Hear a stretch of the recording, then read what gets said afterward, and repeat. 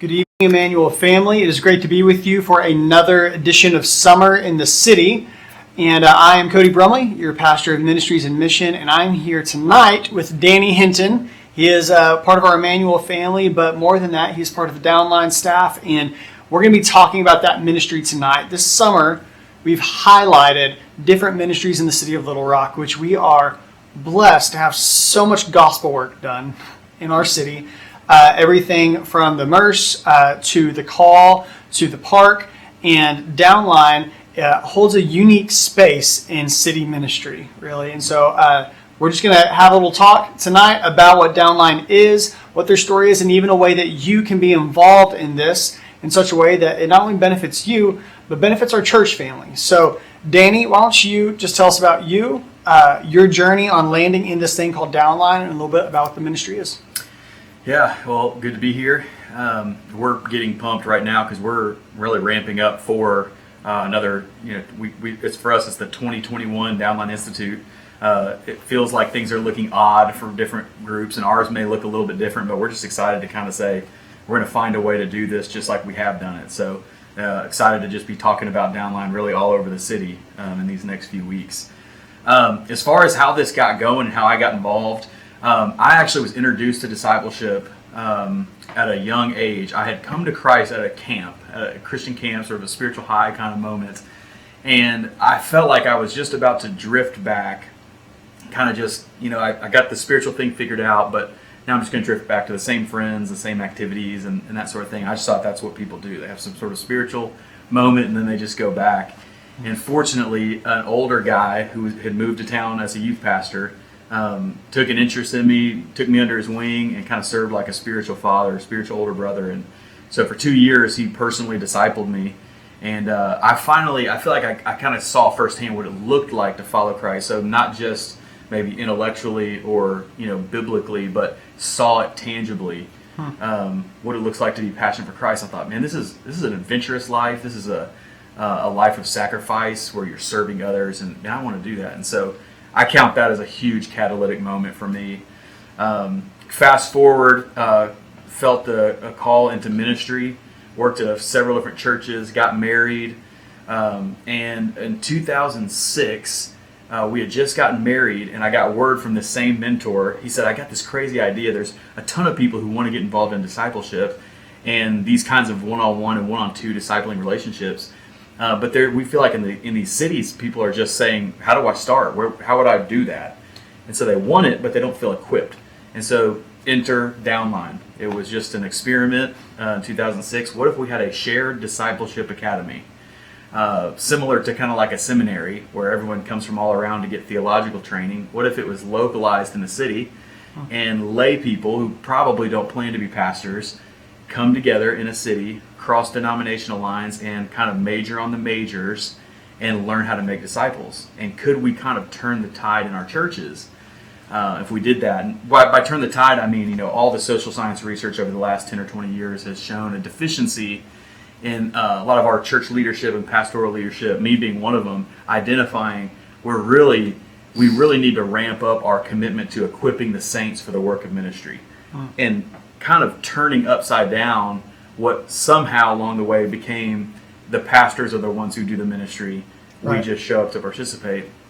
And so that was the idea. And I guess it was about 2012, it was about 6 years later, the churches of Little Rock were saying, wow, this is awesome what's happening in Memphis, where it started.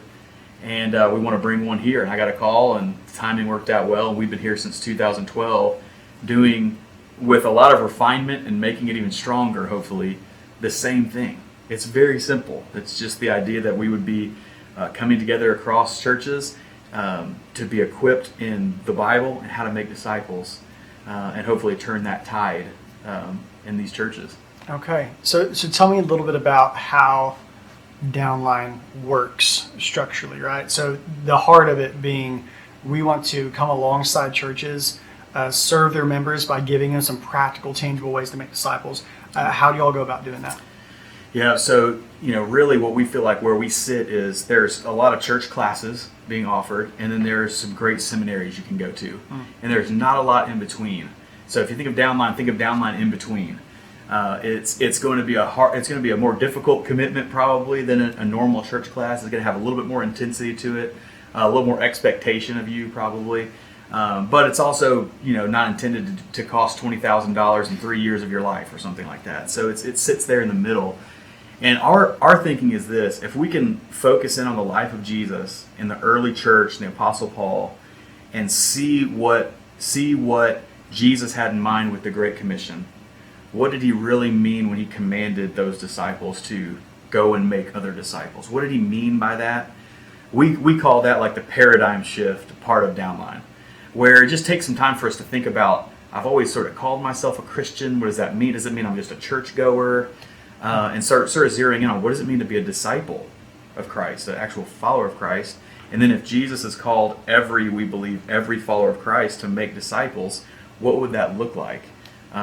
Is that volunteering in some location? Is that just once a year on a mission trip? Maybe that's when we make disciples. And so we want to suggest through the message of the New Testament that disciple making is a lifestyle. And so there in the early part of Downline, we're just zeroed in on what is a lifestyle of disciple making. And a month in, or a 9-month experience, so about a month in, we're praying and hoping. This is what we've seen over these last 8 years. Students are kind of saying, I see it.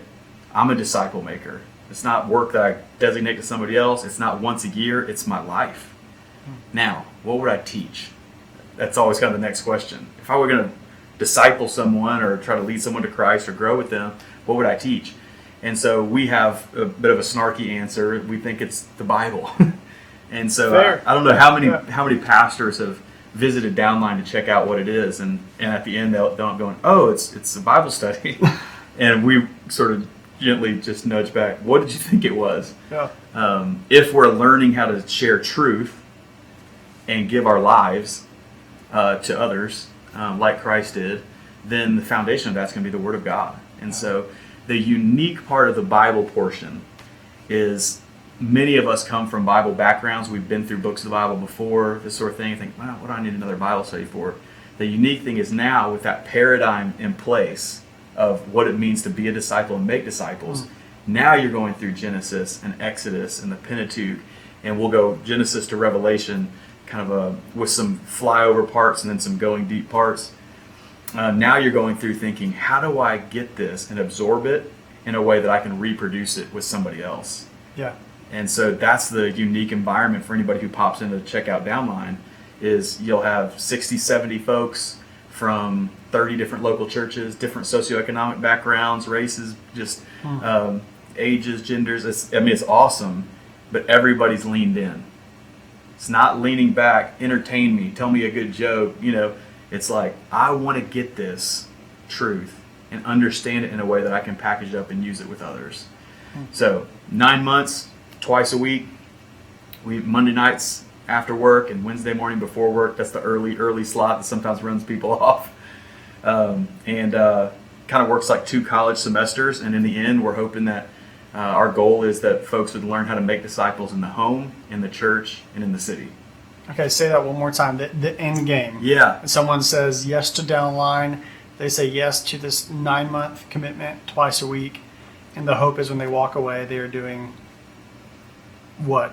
Making disciples, and say those 3 places again. Yeah, so when you look at the New Testament, we see that happens in the home with our kids, which again is a deficiency we really need to work on as parents. Right. So seeing our children as disciples that we're growing and raising by God's grace in the home, inside the local church, where we really should be seeing a lot of generational discipleship with older believers pouring into younger believers, getting them ready to serve and grow and reproduce. We see this in youth ministry and children's ministry, all the needs of the church. And then in the community, and that's where ultimately we've got to learn how to share our faith and live out our faith in our community with our neighbors and colleagues. So making disciples as a lifestyle in the home, in the church, and in the city. Which, you're right, is, while that seems like it should be the obvious outcome for every believer's life, just because of the culture we live in, the history of church at large, all of those things, there's a space that we can miss that. Mm-hmm. We can forget that we were not just saved from something, we were saved to something. What we were saved to wasn't to graduate from Downline and to start a Bible study or to lead a group. but it was to do what you said, transfer truth that was going through you. I think there's a Dead Sea analogy in there, right? Like if a body of water with no outlets, life can come into it, but then everything just dies. Yep. Right? And so, as believers, I think a lot of us, we don't want to be there, but most of us are that. We're a body of water with no outlet. So we're taking in truth all the time, taking in life.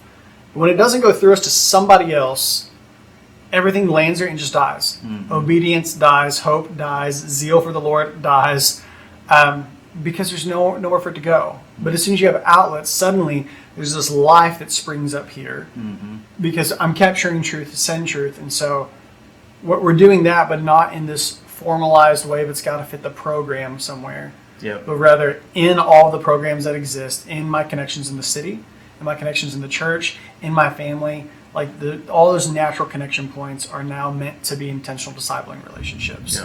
Yep. And that's what I want for my own life. And that's what I want for the lives of everyone at Immanuel to experience. So I love hearing that's the objective, is we want to partner with the church, see this happen. And you mentioned early on what set you on a trajectory this way was that word discipleship, not being a program of any sort, not being a study, but it being a lifestyle of an individual with you. Tell me a little bit about just how you've seen that played out, not just in your own life, but now as other people go through downline and they start to discover, okay, I'm a part of a church family, this large circle. I'm a part of a Sunday school, or I'm part of a ministry team that I help lead kids or help lead students.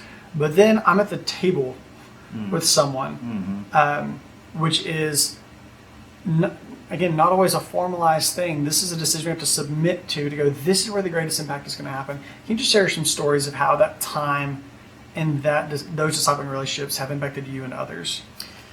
Yeah, there's a slew of them, but I think anybody who's tried to step into a discipling relationship where it moved from kind of a program to a life has felt that you're going into transformational territory, and sometimes it's actually it can be both positive and negative. In the one sense, once you get close enough, it's like there's no hiding. I think that's one thing we encourage folks that are leading Bible studies is, in some ways, and I feel this too, it's easy to teach a Bible study up front at a distance with 80 folks. It's not so, and for them to admire you. But if they're in your house once a week, watching you interact with your family and that sort of thing, it's probably a more realistic look at a broken, sinful person trying to follow Christ. And so for me, that's probably what I've seen most. An author that I really love gives this analogy of raising kids and why they become fans of sports teams.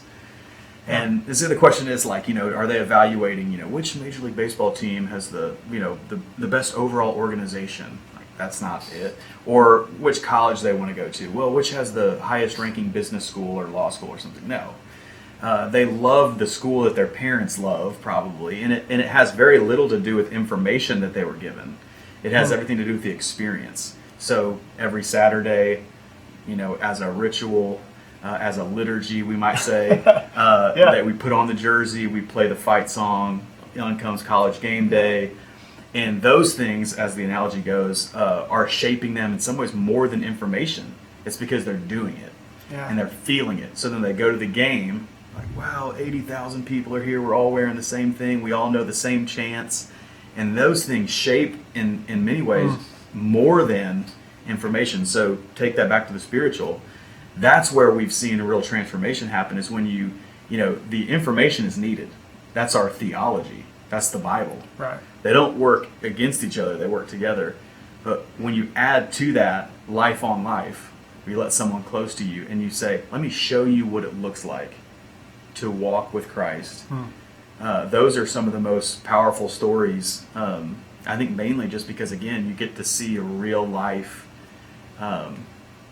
in real time. Like I said, an authentic follower of Christ, not someone who can put on a facade or something like that. And so that's our hope. Is we've heard stories of dads who come back to Downline. They say, I've never taught my kids anything spiritually. But just with sweaty palms, I just opened the Bible and I just said a few things, and I was so nervous, and it was so terrifying, but it was awesome. And so a dad stepping into that, or hearing stories of, I never would have taken the opportunity to share the gospel, but since I had these tools, I was able to share the gospel with this guy, and it started a relationship with them. And we're just, for us, that's what we love, is we're just peppering the city, peppering our homes and our neighborhoods and our churches and our businesses with gospel-motivated people who want to love and serve and teach others. I love that, and I'm thankful that we have that in Little Rock, in Immanuel specific. Towards the end of this, we're going to share ways for you as a church family to step in towards Downline. If you hear this and you're like, okay, I'm going to hit pause and evaluate my life and think, have I made a disciple? And I want to give two answers to that just real quick off of what we're talking about for our church family. One, the answer is going to be yes, you've made a disciple. Because everybody's discipling. What you said with sports teams, right? My kids love the Thunder. I have discipled Thunder fans. Right? So regardless of intentionality, if you're a parent, you're making disciples. If you're in the workplace, you are discipling people. Because people are watching your life, interacting with you, and experiencing you. And if you say, I'm a person of faith, and this is the way I talk, and this is the way I hold myself, and this is the way I make decisions, and this is the way I care for others, like, you are discipling the people around you. The question is just a level of intentionality. Yep. Are you making the disciples that Jesus called you to make or not? And that answer for, I think, a lot of believers is no. While we're making disciples, we're reproducing what we care about most in people around us. Sadly, I don't feel like there's as many believers that I can say, have you experienced the joy of discipling someone? And have you experienced the pain of discipling someone where you just pour it into them and they're like, nope, that's it. And I desperately want every believer to be able to say yes. I know the joy of that. I know the hurt of it. I know the heart of it. But I feel that one day I'll be able to look at God and say, imperfectly, for sure, I strove towards that command. And on the information side of things, Robbie Gallaty, growing up, has this little triangle, and I don't know where it originated from, but it's this idea of we love God, and it says, if you love me, you will keep my commands. And we know whenever we obey God that we know more about God through our obedience, and the more we know of God, the more we love God. And there's this continuation of the more I love, the more I will obey, which is to make disciples, and the more that I live in obedience, the more about God I discover. The more I discover, the more in love with Him I fall. And that's where I also are in like a reverse of that. It seems that when people don't step into disciple making, right? We just kind of do, we settle for the basics of the Christian life, and we don't go, do I have these outlets of truth into my kids, into the people at church around me, into my connections in the city? When they miss that, I think there's a spot that people are just missing the fullness of the experience of the Christian life this side of heaven. Yeah. And there's some people who go, well, I'd probably be more passionate about it, and their love for the Lord seems to wane. And it's not because they don't know enough about Him; it's just because they haven't obeyed what they know. Yeah. And so I'm thankful that you answered a call early in your life to equip believers to say, we're going to give you all the tangible things to make a plan and do this. I know the Downline graduates last year, I had the privilege of speaking with them towards the end of their time and talking through their disciple-making plan. I got to sit there with all of them individually and say, all right, in your home, in the city, in your church, where are you going to do this? Not be a part of a program, but where are you going to lean into the lives of people and say, we're going to walk with the Lord together? And it was exciting to see believers from young single adults, fresh out of college or still in college, all the way through senior adults that were looking at me and saying, this is it. I'm finally getting to step into this space. And as an encouragement to you all, like, you shared this life on life thing. I just got to tell this story real quick. My first real interaction with Danny was Christmas Eve. So my family moves here December 21st. We're the Christmas Eve service at Immanuel, and there's this family that's sitting behind us, and they're like, y'all are new, right? So we say, yeah, do you have anywhere to go tonight? And we didn't, We're new to town. We know we're going to go home. Our house isn't even unpacked. Like, we've got a Christmas tree up. It's pretty shabby. And they were like, great, come to our house. And that was the tangible biblical hospitality that said, you're going to be with us tonight. And as silly as it sounds, that act of hospitality from you and your family was one of the things that secured me to go, God is moving and going to do a great work in Little Rock.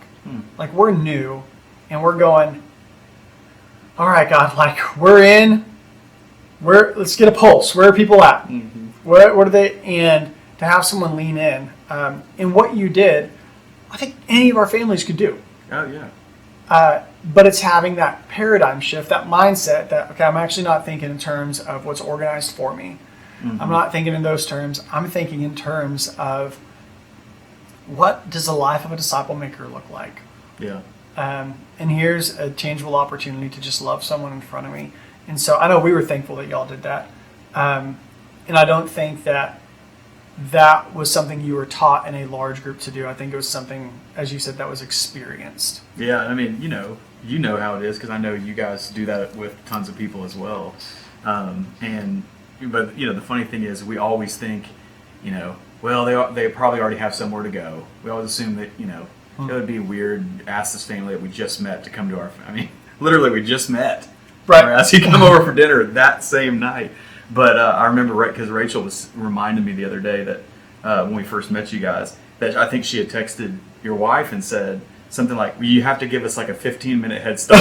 Because we didn't know we were having anybody over. Right. But we just 15 minutes try to do our best to pick up. But that's okay. It doesn't have to be perfect. It's just life. We're having Christmas Eve dinner. There's probably a few extra pieces of brisket or whatever, so why not? So that was fun. Well, let me ask this question. For people that watch and hear about this ministry downline, you said it's citywide. It's for really for any believer who says, okay, I want to submit myself to a really intentional shift to go, I want to know that I'm fulfilling this call to make disciples. You all are available to help. How does someone step into that space? So the first thing I would do is I would just take a second to imagine what it would be like. If you're 20, imagine a 40-year-old. If you're 40, maybe a 60-year-old, imagine an 80-year-old who is calling you right now and checking on you in the middle of this COVID. Hey, how are you doing? I've been thinking about you. I've been praying about you. What do you need? Hey, why don't you come over and spend some time with me? And is there anything, man, you need to borrow from my garage, with a project that you're working on? If you could just put yourself in the situation to say, what would it be like if I had someone in my life who was thinking about me, praying for me, reaching out to me, spending time with me, investing truth in me?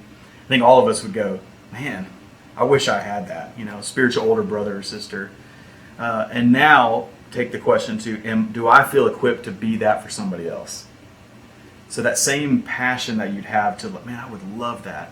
We're going to say, well, hopefully we can help you find that within the church. Right. But also, in the meantime, don't wait. Be that for somebody else. So the question is, am I ready to be that for somebody else? And Downline is a great 9-month kind of intensive way to get you ready at the end of it to say, like, I could do that with somebody. I could do that with a few people. And so, for us, we're gearing up for this next season. We have over 50 instructors signed up. That's kind of one of the, we call it the secret sauce of Downline, is it kind of never gets stale because we're inviting in local pastors from all of our city, region, even nationally, and they're all slated to come back. We're planning on being live again this year. And we have kind of secured a couple of different locations, and one of them actually be here at Immanuel. So very grateful for the folks at Immanuel for letting us kind of borrow some space in this weird time, because typically our class will have between 50 and maybe 75 folks. And in our current classroom, with distancing guidelines, that might get taken down to 25 or 30.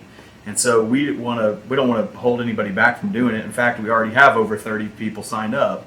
And so with that in mind, we've tried to secure other locations where we could be very spread out. Everything just feel more open. You can still interact with each other at distance and things like that. And so that's our plan. So what I would say is, if you're thinking, I just want to study the Bible with like-minded people from around the city, live, in person, with real teachers who I can talk to, we are just about to roll out even now kind of our just our plan for how that's going to look. Okay.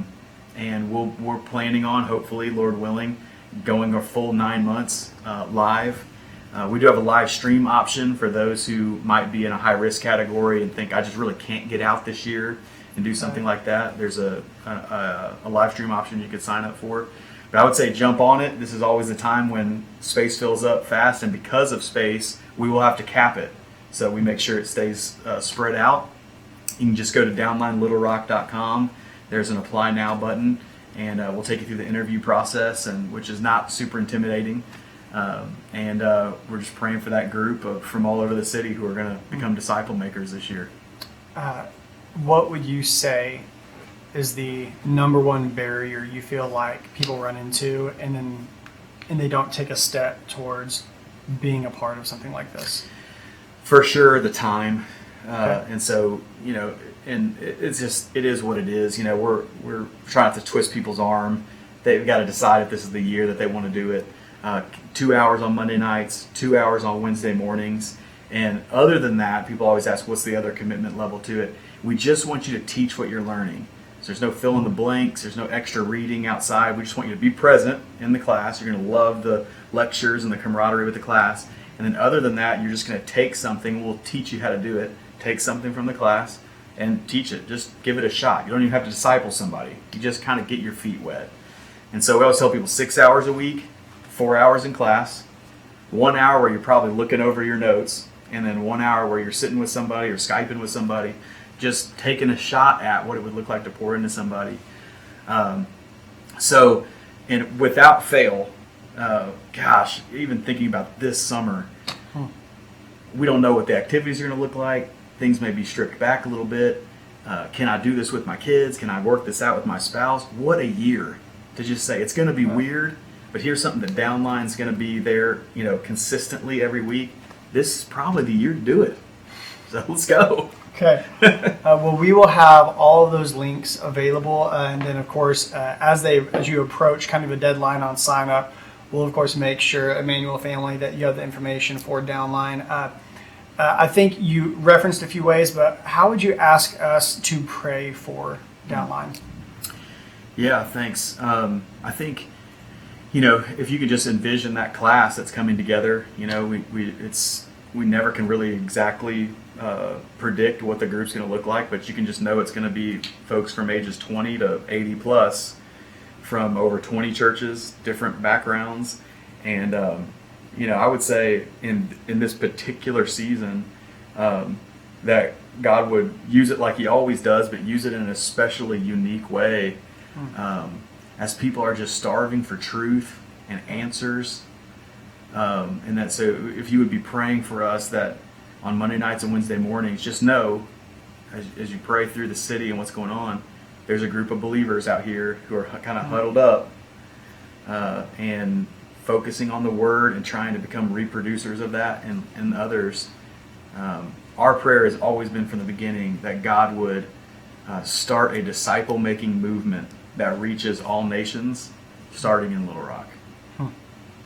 That is a prayer we can certainly come alongside, and just even as you speak about Downline specifically, my mind jumps to where everyone is in the current situation, and so just I say this towards our Immanuel family as well. If you've been faithfully tuning in and these things, but as he describes, just some of the distance that's been created.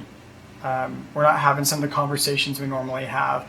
It's not just the content of Sunday school on a Sunday, but it's the conversations in between. So before, the after, checking in on each other, having someone spiritually care for you. I would just encourage you to prayerfully look at the context of your life and be asking where God is moving, where he is working, and where you need to lean in. Because there are people that are just struggling. Mm-hmm. You mentioned there's a hopelessness side of this. There are people that are looking for hope. And meanwhile, there's a group of us believers. We have an incredible hope to share. In COVID and pandemics and those things, that it hasn't stopped our ability to share that. Mm-hmm. And so I would just encourage you, reach out to your church family. By the way, if you're in that spot that you go, I am struggling, I just need to reconnect, lean into that. If you can join us on Sunday, join us on person on Sunday. If not, continue to tune in.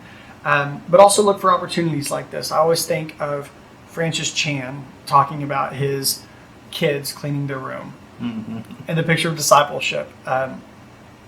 And he talks about telling his kids, hey, I want you to go clean your room. And he leaves. And whenever he comes back, they say, we had meetings about cleaning our room. And we memorized how to talk about cleaning our room. We studied cleaning our room into Greek and what it originally means. And we wrote a couple of really great songs about cleaning our room. And he's like, great, did you clean your room? Like, as a dad, is he happy if they did all those things but didn't actually do what was asked? No. And in so many ways, if we're not careful, that can be us. And there's, in my own soul, I felt a tension to give myself a pass, right? Okay, well, we're in a pandemic. We can't, like we're 6 feet apart, right? We had to measure before we took our masks off. So there's things we just can't do. And instead, look at it and go, God's told us to make disciples, to pour our lives into one another. And His Spirit empowering us, His Word is with us. Like, we lack nothing, right? 2 Peter, right? We have all things pertaining to life and godliness. He has given us everything we need. So I just hear it, and I'm encouraging you all doing it. I'm encouraging you to give a tool to families to do it. I hope we lean in. If you're a parent watching this, this may be what you've prayed for. If you thought, how do I point my kids towards Jesus, have the confidence to have these conversations, maybe you need a community around you like this to prepare you for it and to have those. So this is a great opportunity. We do hope you lean in. Danny, thank you for sharing about Downline. Thank you for faithfully serving, not just as part of our Immanuel family, but serving the whole city and trying to create a disciple-making movement. And we're in with you. We want to see God move in an incredible way, and we're thankful to have you, brother. Absolutely. And just thankful for Immanuel. It's been a partner since we got here. Still partnering together. We have lots of Downline grads throughout the church. Just trying to move that needle again. So if anyone's interested in signing up this year, for sure, September 14th, we start. I know Cody can answer your questions. I can as well. But yeah, thanks for the time. It's been good. Right on. Thank you, Immanuel family. We hope that you have a great week, and we look forward to seeing you soon.